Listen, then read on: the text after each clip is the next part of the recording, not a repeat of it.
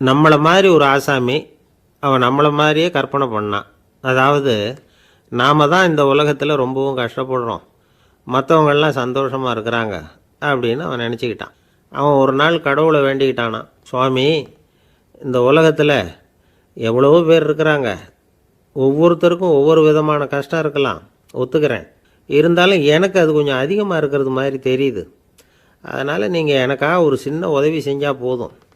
அது வேறு ஒன்றும் இல்லை, என்கிட்ட இருக்கிற துயரங்களை இன்னொருத்தர் யாருக்கிட்டையாவது கொடுத்துருங்க, அவர்கிட்ட இருக்கிற துயரங்களை என்கிட்ட மாற்றி கொடுத்துருங்க. ஒரு மியூச்சுவல் ட்ரான்ஸ்ஃபர், அவ்வளவுதான். அப்படி பண்ணிவிட்டா போதும் அப்படின்னு வேண்டிக்கிட்டானான். அன்னைக்கு ராத்திரியே அவன் ஒரு கனவு கண்டிருக்கான். வானத்திலேருந்து ஒரு குரல் கேட்டிருக்கு. அது என்ன சொல்லிச்சு தெரியுமா? ஏ ஜனங்களே, எல்லாரும் அவங்கவுங்க கஷ்டங்களை ஒரு பையில் போட்டு எடுத்துக்குங்க. அப்படி எடுத்துக்கிட்டு நேராக இந்த ஊர் எல்லையில் இருக்கிற கோயிலுக்கு வந்து சேருங்க அப்படின்னு அந்த குரல். ஆஹா, கடவுள் நம்ம பிரார்த்தனைக்கு செவி சாய்ச்சுட்டார் அப்படின்னு சந்தோஷப்பட்டான் இவன். உடனே என்ன பண்ணான்? தன்கிட்ட இருந்த கஷ்டத்தையெல்லாம் ஒரு சாக்கு பையில் போட்டு எடுத்துக்கிட்டான். வீட்டை விட்டு வெளியில் வந்தான். தெருவில் இறங்கி நடக்கிறான். அங்கே பார்த்தா ஏகப்பட்ட பேர் ஆளுக்கு ஒரு பையை தூக்கிக்கிட்டு கோயிலுக்கு போய்கிட்டு இருக்கிறாங்க. சில பேர் மூட்டையாக கட்டி தலையில் சுமந்துக்கிட்டு போய்கிட்டு இருக்கிறாங்க. இவன் பார்த்தான். இவனுக்கு ரொம்ப ஆச்சரியமாக இருந்தது. ஏன்னா எல்லாரும் வச்சிருக்கிற பை இவன் பையை விட பெருசாக இருந்தது. இவன் பை தான் இருக்கிறதுலே கொஞ்சம் சின்னதாக தெரிஞ்சுது. இப்போ அவன் மறுபடியும் சாமியை வேண்டிக்கிட்டான். கடவுளே, இப்போ உள்ள சூழ்நிலையை கவனித்தா என்கிட்ட இருக்கிற பையே பரவாயில்லன்னு தோணுது. அதனால் வேற பை எதையும் மாற்ற வேணாம், இதுவே பரவாயில்ல, இந்த பையோடு திரும்பி வீட்டுக்கு போனால் போதும்னு நினைக்கிறேன் அப்படின்னு எதோ நினைக்க ஆரம்பிச்சுட்டான் அவன். எல்லோரும் கோயிலுக்கு போய் சேர்ந்தாங்க. கோயிலில் அந்த குரல் மறுபடியும் கேட்டுது. எல்லாரும் அவங்கவுங்க பைகளை சுகத்தில் தொங்க விடுங்க, திடீர்னு விளக்குகள் அணையும், மணி அடிக்கப்படும், அதுதான் அடையாளம். அந்த சமயத்தில் இருட்டில் உங்களுக்கு வேண்டிய பையை நீங்கள் மாற்றி எடுத்துக்கலாம், தேர்ந்தெடுத்துக்கலாம். வெளிச்சம் இருக்கிறப்பவே உங்களுக்கு பிடிச்ச பைக்கு பக்கமாக பார்த்து நீங்கள் நின்றுக்கலாம் அப்படின்னு சொல்லி விவரம் சொல்லிச்சான் அந்த குரல். அப்படி சொன்னதுக்கப்புறம் திடீர்னு விளக்கு அணைஞ்சிது, மணி அடிச்சுது. கொஞ்ச நேரம் கழித்து மறுபடியும் விளக்குகள்லாம் எரிஞ்சுது. இப்போ பார்த்தா எல்லாரும் அவங்கவுங்க பையையே கெட்டியாக பிடிச்சிக்கிட்டு நிற்கிறாங்க. இவனும் அப்படியே நிற்கிறான். இவன் மெதுவாக பக்கத்தில் நிற்கிறவங்ககிட்ட கேட்டானா, ஏன் நீங்கள் பையை கையிலேயே வச்சுருக்கிறீங்க, செவுத்தில் மாட்டலையா அப்படின்னு கேட்டிருக்கான். இல்லைப்பா, நீ ஏன் கையிலேயே வச்சுருக்கிறியோ அதே காரணத்துக்காக தான் நாங்களும் வச்சுருக்குறோம். நம்ம கவலைகளை பற்றி நமக்கு ஓரளவுக்காவது தெரியும், ஆனால் மற்றவங்க கவலைகள் நமக்கு பரிச்சயம் இல்லாதவை, பழக்கம் இல்லாதது. அதனால் நமக்கு தெரிஞ்ச கவலைகளை சமாளிக்கிறது சுலபம். தெரியாததை சமாளிக்கணும்னா மறுபடியும் ஆரம்பத்திலேருந்து ஆரம்பிக்கணும். அதனால் பழைய நண்பர்களோடு வாழறது தான் மேல் அப்படின்னு ஆனான். அதுக்கப்புறம் அவன் தன்னோட பையே போதும்னு வீட்டுக்கு திரும்பி வந்துட்டானான். இது ஒரு பெரியவர் சொல்லியிருக்கிற கதை. அதனால் நம்மக்கிட்ட இருக்கிற கஷ்டங்கள் தான் பெருசு, அதை இன்னொருத்தங்கிட்ட கொடுத்துட்டு மாற்றிக்கலாம் அப்படின்னு நினைக்கிறது தப்பு. இதே மாதிரி இன்னொரு சம்பவம். ஒரு ஊரில் ஒரு நாள் ராத்திரி ஆகாயத்திலேருந்து கடவுள் குரல் கேட்குது. இந்த ஊரில் இருக்கிற ஜனங்கள்லாம் கொஞ்சம் கவனிங்க, உங்களுக்கு ஒரு செய்தி. அதாவது இங்கே இருக்கிற ஜனங்கள்லேயே கொஞ்சம் கூட கவலையே இல்லாத ஆள் யாருன்னு எனக்கு தெரியணும். அதனால் எல்லாரும் அவங்கவுங்க கவலைகளை ஒரு பையில் போட்டு எடுத்துக்கிட்டு கோயிலுக்கு வாங்க அப்படின்னார் கடவுள். உடனே வரிசையாக எல்லாரும் வர ஆரம்பித்தாங்க. எல்லார் கையிலையும் பை இருந்தது, சின்னதும் பெருசுமா. கவலையே இல்லாத ஆள் யாருன்னு தேடினார் கடவுள். ஒரே ஒரு ஆள் மட்டும் கையில் எதுவும் இல்லாமல் வெறும் கையை வீசிக்கிட்டு ரொம்ப ஜாலியாக நடந்து வந்துக்கிட்டு இருந்தான். கடவுள் அவங்ககிட்ட போனார். ஏன்ப்பா, உனக்கு கவலையே இல்லையா அப்படின்னு கேட்டார். எனக்கும் சில கவலைகள்லாம் உண்டு அப்படின்னானா அவன். எங்கே அதெல்லாம்னு கேட்டிருக்கார் கடவுள். பின்னாடி லாரியில் வந்துக்கிட்டு இருக்கு அப்படின்னானா அவன். இந்த உலகத்தில் மனுஷன் எவ்வளவோ தவறுகள் செய்கிறான், அதுக்கெல்லாம் என்ன காரணம்? அதை பற்றின ஆராய்ச்சி தான் இன்றைக்கி. இதுக்கு ஆராய்ச்சி என்னத்துக்கு, அது தெரிஞ்ச விஷயம் தானே அப்படின்னு நீங்கள் நினைக்கலாம். ஆனால் அப்படி அலட்சியமாக இந்த விஷயத்தை விட்டுறக்கூடாது. பொதுவாக எல்லோரும் நினைக்கலாம், எது சரி எது தவறு அப்படின்னு தெரியாததுனால தான் மனுஷன் தப்பு பண்ணுறான் அப்படின்னு. ஆனால் அப்படி சொல்லிட முடியாது. மனுஷன் தெரிஞ்சே தான் தவறுகள் பண்ணுறான். இப்போ உதாரணத்துக்கு ஒரு சாலையில் இடது பக்கம் போக வேண்டிய ஒருத்தர் நடுக்கோட்டை தாண்டி வலது பக்கமாக வண்டியை ஓட்டிகிட்டு போகிறாருன்னு வச்சுக்கோங்க. என்னப்பா இது தப்பு இல்லையா அப்படின்னு அவர்கிட்ட கேட்டால், அதெல்லாம் எனக்கு தெரியும், நீ உன் வேலையை பார்த்துட்டு போ அப்படிம்பார். வலது பக்கமாக போகிறது தப்புன்னு தெரிஞ்சே தான் அவர் அப்படி செய்கிறார், அப்படி போகிறார். பெரிய உத்தியோகத்தில் இருக்கிறவங்க கூட லஞ்சம் வாங்குறாங்க. அவங்களுக்கெல்லாம் லஞ்சம் வாங்குறது தப்புன்னு தெரியலன்னு அர்த்தம். திருடுறது தப்புன்னு தெரியாமலாம் மனுஷன் திருடுறான், நல்லாவே தெரியும். நீங்கள் வேணும்னா கேட்டு பாருங்கள், வேறு வழி இல்லை அதனால தான் திருடுறேன்பா. திருடுறது ஒரு புண்ணியமான காரியம்னு திருடனே கூட சொல்ல மாட்டான். திருடுறது தவறுங்கிறது திருடனுக்கு தெரியும் அப்படிங்கிறத விளக்கிறதுக்காக ஒரு பெரியவர் ஒரு கதை சொன்னார். அதாவது 2 திருடர்கள் 2 பேரும் சேர்ந்து ஒரு வீட்டுக்கு போய் ஒரு 10,000 ரூபாயை திருடிட்டு வந்துடுறாங்க. ஒரு காட்டு வழியாக வந்துக்கிட்டு இருக்கிறாங்க. இன்னும் விடியல. 2 பேருக்கும் தூக்கம் கண்ணை சுற்றுது. சரி, இப்படியே ஒரு மரத்தடியில் படுத்து தூங்குவோம், காலையில் விடிஞ்சதும் இந்த பணத்தை 2 பேரும் பங்கு போட்டுக்குவோம் அப்படின்னு முடிவு பண்ணுறாங்க. அதே மாதிரி படுத்து தூங்குறாங்க. நடு ராத்திரியில் ஒரு திருடன் முழிச்சிக்கிறான். விடிகிற வரைக்கும் காத்துக்கிட்டு இருந்தால் 5,000 ரூபா தான் கிடைக்கும், இப்போவே கம்பி நீட்டினா 10,000 ரூபா கிடைக்கும் அப்படின்னு யோசித்து பார்த்துட்டு ஒரு முடிவுக்கு வந்தான். மெதுவாக அந்த 10,000த்தையும் சுருட்டிக்கிட்டு அடுத்தவனுக்கு தெரியாமல் ஓடி போயிட்டான். விடியுது. அடுத்தவன் எழுந்திரிச்சு பார்க்குறான். பணத்தையும் காணலை, பாகஸ்தனையும் காணலை. இந்த திருடன் அந்த திருடனை திட்டுறான். திருட்டு பய, அயோக்கிய பய, இப்படி அநியாயமாக கிளப்பிட்டு போட்டானே அப்படிங்கிறான். இதிலேருந்து என்ன தெரியுது? தெரியாமல் எடுத்துக்கிட்டு போகிறது திருட்டு, அயோக்கியத்தனம், அநியாயம் அப்படிங்கிறது இவனுக்கு தெரிஞ்சிருக்குது. அதனால தான் அடுத்தவனை பார்த்து இப்படி திட்டுறான். அதனால் தெரியாததுனால மனுஷன் தவறு பண்ணுறான்னு சொல்கிறது சரியில்லை. அப்படின்னா மனுஷன் பண்ணுற தவறுகளுக்கு உண்மையான காரணம் தான் என்ன? இதே சந்தேகம் அர்ஜுனனுக்கும் வந்து தான்.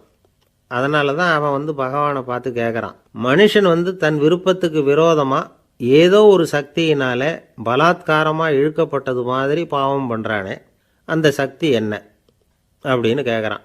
இதுக்கு பகவான் பதில் சொல்கிறார், காமமும் குரோதமும் தான் அந்த சக்திகள், அதாவது ஆசையும் சினமும். இது 2ம் உன்னுடைய எதிரிகள் அப்படிங்கிறத புரிஞ்சுக்கோ அப்படிங்கிறார். இன்னமும் நுணுக்கமாக பார்த்தா காமத்தினுடைய மறு உருவங்கள் தான் குரோதமும் லோபமும்.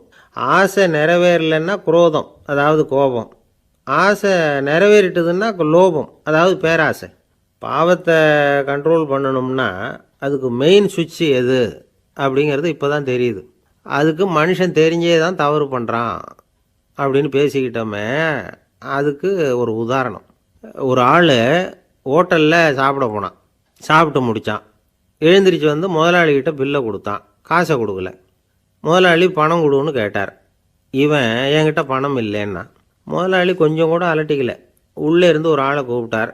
இவனை கூப்பிட்டுட்டு போய் இட்லி மாவு ஆட்ட சொல்லுன்னார். இவனும் கவலைப்படாமல் உள்ளே போயிட்டான். அப்போது அழைச்சிட்டு போகிற ஆள் கேட்குறான், ஏன் சார் சாப்பிட்றதுக்கு முன்னாடி காசு இல்லைங்கிறது உங்களுக்கு தெரியாதா அப்படின்னு கேட்குறான். தெரியும், காசு இல்லைங்கிறதும் தெரியும், காசு இல்லாமல் சாப்பிட்டா மாவாட்டணுங்கிறதும் தெரியும் அப்படின்னா அந்த ஆள். அப்படின்னா நீங்கள் உங்கள் வீட்லேயே சாப்பிட்ருக்கலாமே அப்படின்னு கேட்குறான் அவன்.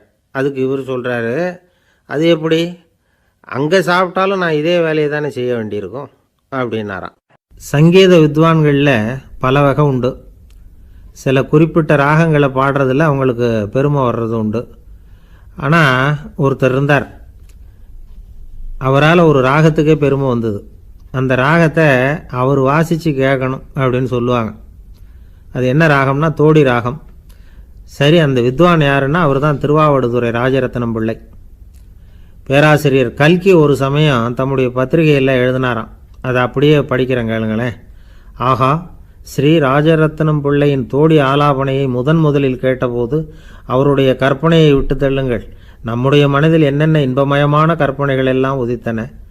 குழந்தை தாயிடம் கொஞ்சம் குரலை கேட்டோம், அன்னை குழந்தையிடம் கொஞ்சம் குரலை கேட்டோம், ரதியும் மன்மதனும் பேசிக்கொண்ட காதல் மொழிகளை கேட்டோம், முருகன் சிவபெருமான் செவிகுளிர மொழிந்த உபதேசத்தை கேட்டோம், கலைமகள் கவிஞனுக்கு அருளிய ஆசி மொழிகளை கேட்டோம், நாரத முனிவருடைய தம்பூரா சுருதியை கேட்டோம், ராவணன் தன் எலும்பை ஒடித்து வீணையாகச் செய்து வாசித்த கானத்தை கேட்டோம், கானப்பறவைகளின் கலகல ஒலியை கேட்டோம், கோலக் குயில்களின் குரல் இனிமையை கேட்டோம். இப்படிலாம் பேராசிரியர் கல்கி விமர்சனம் எழுதியிருக்கிறார். திருவாவடுதுறை ராஜரத்னம் பிள்ளை அவர்களுடைய வாசிப்பை கேட்டுட்டு டி.என். ராஜரத்னம் பிள்ளை இறந்து போனார். அப்போது கவிஞர் கண்ணதாசன் எழுதினார், செவியனில் ஓடி எங்கள் சிந்தையில் ஓடி இந்த புவியெல்லாம் ஓடி நின்பார் பொங்கிய தோடி வேறெங்கு எவரிடம் போகும் ஐய இனியதை காப்பார் யாவர் அவிந்தனின் சடலத்தோடே அவிந்தது தோடிதானும் அப்படின்னு எழுதினாராம். அந்த அளவுக்கு அவருடைய தோடியை ரசித்தவர்கள் உண்டு. அதே மாதிரி தோடின்னா என்னன்னு தெரியாமலே அவரை ரசித்தவங்களும் அந்த காலத்தில் உண்டு. அதாவது ஒரு பெரிய சபையில் இவர் வாசிச்சுக்கிட்டு இருக்கிறார். பாதியில் ஒரு பெரிய மனுஷன் உள்ளே வந்தார். அவர் உடம்புல பட்டு வேஷ்டி, ஜருகை, அங்கவஸ்திரம், வாயில் வெத்தலை, வாசனை புகையில, காதில் வைரக்கடுக்கன், கழுத்தில் தங்க சங்கிலி, கை விரல் பூரா மோதிரம், கையில் ஒரு வெள்ளி வெத்தலை புட்டி, உதவிக்கு 2 பேர் பக்கத்தில். இவ்வளவு பந்தாவோடு வரார் கச்சேரி கேட்குறதுக்கு. இப்படி வந்தவர் முதல் வரிசையில் உட்கார்ந்தார். வித்வான் வாசித்து முடித்ததும் இவர் அவரை பார்த்து, ஐயா, நீங்கள் தோடி வாசிக்கிறதுல ரொம்ப கெட்டிக்காரர்னு கேள்விப்பட்டிருக்கேன், அதை கேட்கறதுக்காக தான் மெனக்கிட்டு வந்திருக்கிறேன், அதை வாசிங்களேன் அப்படின்னாராம் இந்த பெரியவர். ராஜரத்னம் பிள்ளைக்கு ஒன்றும் புரியல. ஏன்னா இது வரைக்கும் அவர் வாசிச்சுக்கிட்டு இருந்ததே அந்த தோடி ராகத்தை தான். அதை வாசித்து முடித்ததும் அதை வாசிங்களேன்னு இவர் கேட்குறார். அப்படின்னா இவரோட ஞானம் எப்படிப்பட்டது? இவ்வளவும் கேட்டுட்டு இப்படி கேட்குறாரே அப்படின்னு அவர் யோசிச்சிருக்கிறார் ராஜரத்னம் பிள்ளை. உடனே என்ன பண்ணார் தெரியுமா? பக்கத்தில் ரொம்ப சாதுவாக சுருதி போட்டுக்கிட்டு இருந்த ஒரு முதுகில் ஓங்கி ஒரு குத்து விட்டாராம். அவருக்கு ஒன்றும் புரியல, எதுக்கு நம்மளை அடிக்கிறார் இவர், நம்மளை குத்துறாரு வித்வான்னு. அவர் அதிர்ச்சியால் இவர் நிமிர்ந்து பார்த்துருக்கார். அப்போ ராஜரத்னம் பிள்ளை சொன்னாராம், ஏய்யா, ஐயா பெரிய மனுஷன், என்னுடைய பரம ரசிகர், தோடி ராகம் கேட்கணுங்கிறதுக்காக இவ்வளோ தூரம் வந்திருக்கிறார், வரிசையில் உட்காந்துருக்கார். நீ இந்த சமயம் பார்த்து தோடி ராகம் வாசிக்கிற நாதஸ்வரத்தை வீட்டில் வச்சுட்டு வந்துட்டியே, இப்போ ஐயாவுக்காக அந்த ராகத்தை நான் எப்படி வாசிக்கிறது அப்படின்னு சொல்லிவிட்டு மறுபடியும் முதுகில் ஒரு அடி கொடுத்தாராம். அடி வாங்கினவருக்கே சிரிப்பு அடக்க முடியலையா. ஒரு பெரிய காடு, அதில் பலவிதமான மிருகங்கள். அந்த காட்டுக்கு ஒரு சிங்கம் தான் ராஜா. எப்பவும் காட்டுக்கு அது தானே ராஜா. ஒரு பெரிய யானைக்கு இது பொறுக்கலை.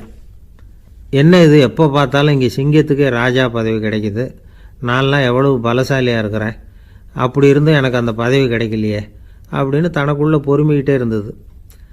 ராஜா பதவியை நினச்சி ரொம்ப ஏக்கம், அதுக்கு பதவி மோகம். இந்த சமயம் பார்த்து ஒரு குள்ள நரி கூட்டம் அதை தேடிட்டு வந்தது. ஐயா பெரியவங்களே, நீங்கள் இந்த காட்டுக்கு ராஜாவாக இருக்க ஆசைப்படுறீங்க, அதில் ஒன்றும் தப்பு இல்லை.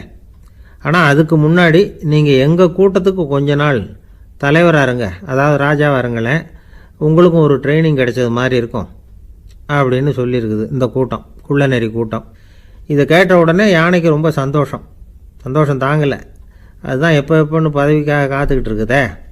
இருந்தாலும் கொஞ்சம் பிகுவோட, சரி நீங்கள்லாம் இவ்வளோ தூரம் என்னை தேடிட்டு வந்து கேட்கறதுனால மறுக்க முடியல அப்படின்னு ரொம்ப ஏதோ அவளுக்கு சிரமப்பட்டு ஒத்துக்கிறது மாதிரி ஒத்துக்கிட்டது. ஏதோ உங்கள் ஆசைக்கு கட்டுப்படுறேன், கொஞ்ச நாள் உங்கள் கூட்டத்துக்கு ராஜாவாக இருக்கிறதுக்கு சம்மதிக்கிறேன் அப்படின்னுது. உடனே அந்த யானை ராஜ நட போட ஆரம்பிச்சிட்டுது. யானை சாதாரணமாக நடந்தாவே எப்படி இருக்குங்கிறது நமக்கு தெரியும். அதுவே ராஜ நட நடந்தால் எப்படி இருக்கும் கற்பனை பண்ணி பாருங்கள்.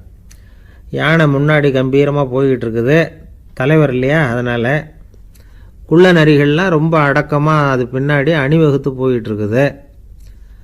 ராஜா வாழ்க, மன்னர் வாழ்க அப்படின்னு கோஷம் வேற. யானைக்கு தலைகால புரியல, அவ்வளவு சந்தோஷம். அந்த யானைக்கு செருக்கு, ஆணவம் எல்லாம் ஏற்பட்டு போச்சு. அதுக்கப்புறம் அது தரையை பார்க்குமா, நிமிர்ந்து நடக்க ஆரம்பிச்சுட்டுது. தரையை பார்க்குறதே இல்லை. அப்படி போயிட்டுருக்கிறப்போ ஒரு சதுப்பு நிலத்தில் திடீர்னு காலை வச்சுட்டுது.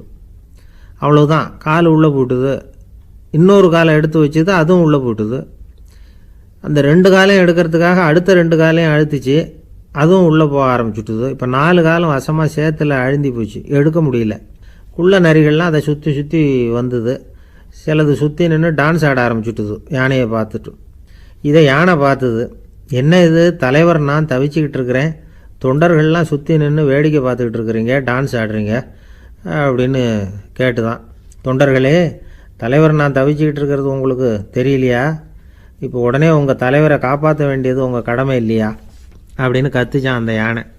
குள்ள நரிகளில் ஒன்று முன்னாடி நின்று அந்த யானையை பார்த்து தான், தலைவரே, எங்களுக்கு ரொம்ப நாளாக ஒரு ஆசை, அந்த ஆசையை நிறைவேற்றிக்கிறதுக்காகத்தான் உங்களை எங்கள் தலைவராக ஏற்றுக்கிறோம்னு சொன்னோம் அப்படின்னு தான். என்ன ஆசைன்னு கேட்டிருக்கு யானை.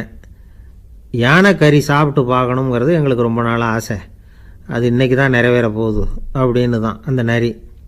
இதை கேட்ட உடனே அந்த யானை அப்படியே மூர்ச்சி ஆகிட்டு தான். நரிகள்லாம் அது மேலே ஏறி குதற ஆரம்பிச்சுட்டு தான். பதவி மேலே இருந்த பேராசை அந்த பலசாலியான யானையையே மாட்டி விட்டுட்டுது பார்த்தீங்களா. அப்படின்னு சொல்லி முடித்தோம் இந்த கதையை அந்த சின்ன பிள்ளைங்கக்கிட்ட. சரிங்க, இப்போ நாங்கள் உங்களை தேடி வந்த விஷயம் என்னங்கிறத சொல்லவா அப்படின்னா ஒரு வாண்டு பையன். சீக்கிரம் சொல்லு தம்பி, சஸ்பென்ஸ் தாங்கலை அப்படின்னோம். அவன் மெதுவாக எங்களை பார்த்து சொல்கிறான், எங்களுக்கு கொஞ்ச நாள் நீங்கள் தலைவராக இருந்தால் தேவலை அப்படின்னா.